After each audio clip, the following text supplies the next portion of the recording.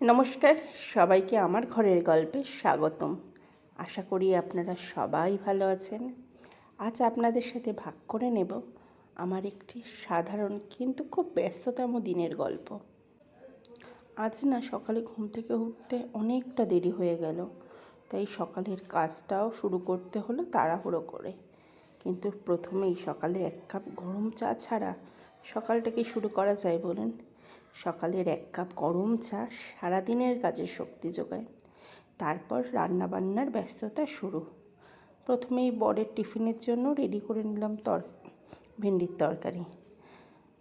সকালে কি বলুন তো, একবার ভাত না খাইয়ে পাঠালে না মনটা ঠিক শান্তি হয় না, যে চলো সারাদিন বাইরে খাবে। তাও দুপুরে আমি টিফিনটা করে দিই, কিন্তু সকালেরটা নিজের হাতে একটু ভাত করে দিলে, একটু গরম ভাত খেয়ে গেলে একটু শান্তি।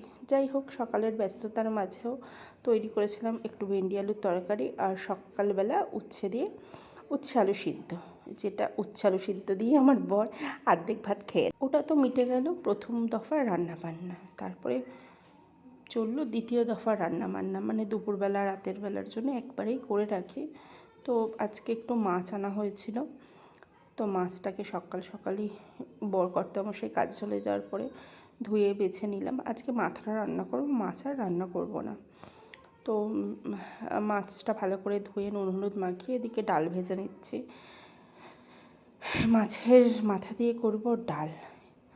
আর কি করা যায় ভাবতে ভাবতে ভাবলাম ঠিক আছে চলো দেখি, চলো প্রথমে তো আগে ডালটায় বসিয়ে নিই বলে এদিকে ডালটা মাছের মাথা ভাজছি, প্লাস ওদিকে ডালটাও আমার একদিকে সিদ্ধ বসিয়ে দিয়েছি।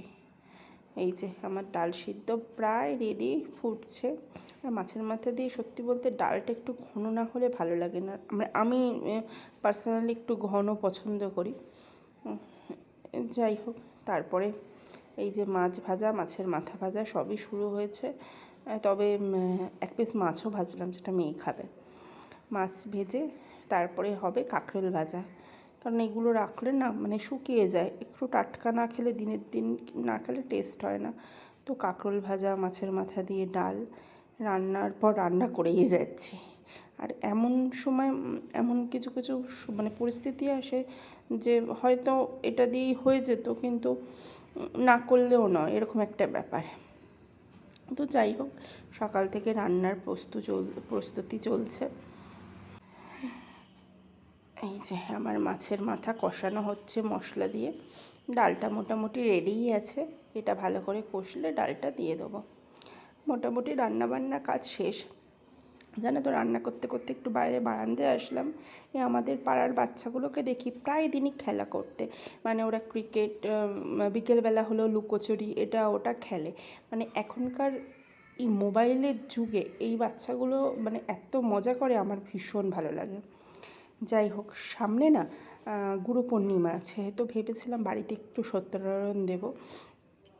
তো সেই ভাবনা চিন্তা থেকেই সেদিনকে একটু কাজবাজ তাড়াতাড়ি করে নিয়ে দুপুরবেলা গেছিলাম গঙ্গা জল আর গঙ্গা মাটি আনতে। কিন্তু জানো তো, গঙ্গা জলটা তুলতে পারলেও গঙ্গা মাটিটা তুলতে পারিনি, জোয়ার ছিল তাই।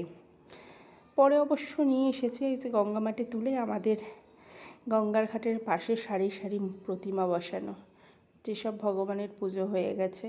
কিছু ভগবানের মানে হয়তো মন্দিরে রাখা যায় না, বা অনেক সময় পুজো হয়ে গেলে আমাদের সনাতনী ধর্মে দিয়ে আসা হয় গাছের নিচে।